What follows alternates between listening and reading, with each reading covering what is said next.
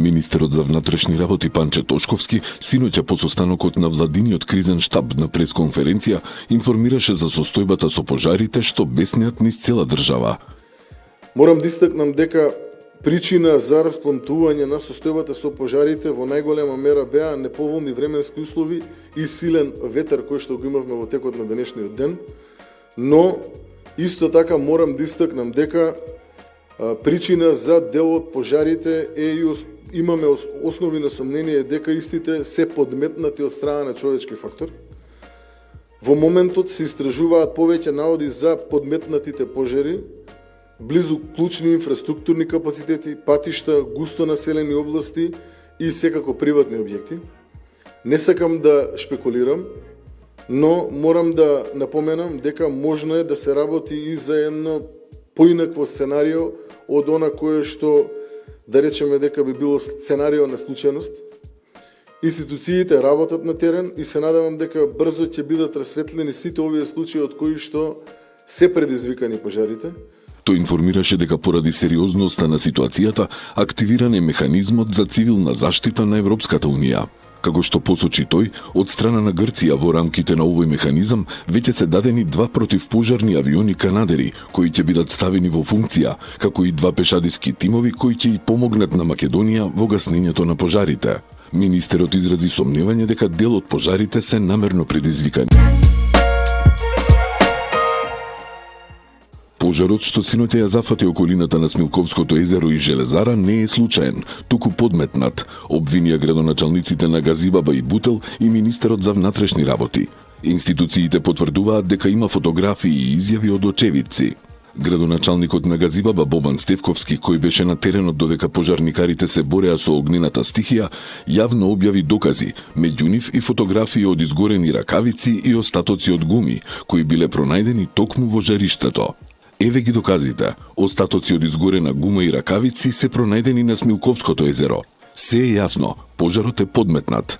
Жалосно е ако некој мисли дека на овој начин ќе добие политички поени, напиша Стевковски на Фејсбук, објавувајќи фотографии од теренот. Утрово беше нормализиран сообраќајот на Скопската обиколница на потегот од Клучка Орман до Клучка Мирковци и пуштен за редовен сообраќај. Исто така, повторно беше отворен и патот од Скопје кон граничниот премин Блаце. Да подсетиме, вчера заради огнената стихија, привремено за сообраќај беа затворени овие патни правци од безбедносни причини. Ѓорче, место полно со историја, но и со луѓе кои гледаат со јасен став за иднината, напиша кандидатот на ВМРО ДПМН за градоначалник на Скопје Орце Ѓорѓиевски по неговата вчерашна средба со жителите на Ѓорче Петров.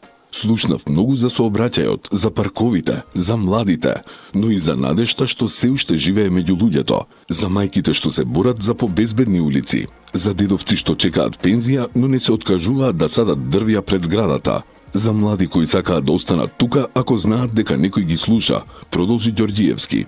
Тој кажа и дека не носел програми, не ветувал ништо, туку само прашал што би променил прво во твојата населба и запиша все.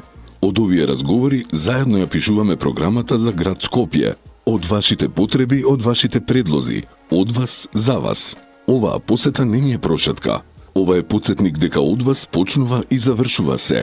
Ќе го посетиме Скопје во секоја улица, во секој глас што има што да каже, ќе чуеме и така ќе делуваме, заврши во својата објава кандидатот за прв човек на градот.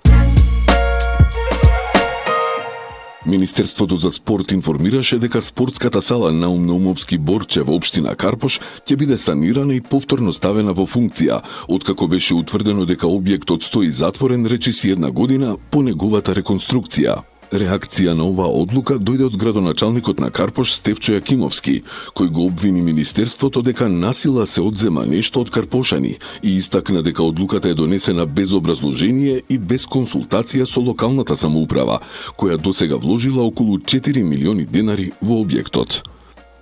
На 7 јули во понеделникот, значи во време на годишни одмори, во 15:33 ни стигна Катил Ферман од министерот за спорт и млади, односно од неговиот одговорен за спортски објекти, дека со одлука на влада која е донесена 17 јуни се одзема спортската сала Наум Номовски Борче или како што граѓаните популарно ја знаат Партизан 4 и се одзема од нас како локална самоуправа и се дава во владение на Министерството за спорт и млади. Општина Карпош се противи на оваа одлука. Денеска Советот донесе одлука во која што сите советнички групи, значи и Социјалдемократскиот сојуз, и независните советници, и Левица, и Гром, гласа против одземањето на оваа спортска сала. Комуналното предпријатие Газибаба е во континуирана акција против дивите депонии, објави градоначалникот Бобан Стефковски. Тој информираше дека како превенција од пожари, но и во функција на хигиената во општината, комуналните екипи деновиве чистеле на повеќе критични локации во Инџиково, Кино Маџари, Ченто, Хиподром и Керамидница. Општина Карпош своите екипи за косење овие денови ги упати да косат сува трева во населеното место Бардовци, со цел да се обезбедат куќите кои се наоѓаат во непосредна близина на обраснатите површини. Градоначалникот Јакимовски беше на лице место да направи увид во ситуацијата и да им даде насоки на работниците. Додека се косеа тревите, под црквата Света Троица од спој на електричен кабел на улична бандера се запали сува трева која со брза интервенција на мештаните е изгасната. Од општината апелираа до собствениците на имот во Бардовци да ја искосат тревата, а посеаното жито подитно да се ожнее, како превентива од можни пожари.